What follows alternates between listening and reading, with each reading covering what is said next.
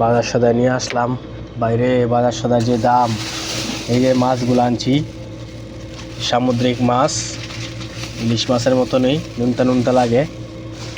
এই যে মাছগুলার দাম হইল 774 গ্রামের, এগুলার দাম হইছে 7 রিয়াল 70 হালালা। তারপরে এই জায়গায় মাংস আনলাম, পাকিস্তানি গরুর মাংস, এটা হইল 35 টাকা কেজি। তারপরে আনলাম ফ্রুট, আনলাম এই যে আম আনলাম, আমের যে ভাই দাম রে ভাই, 2টা আমের দাম আছে 5 টাকা 14 হালালা, 2টা আমের দাম।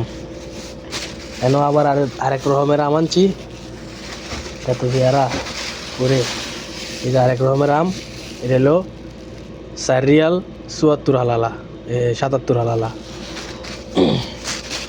এই যে আপেল আনছি, এই যে 5টা আপেলের দাম হইল 4 রিয়াল 90 হালালা।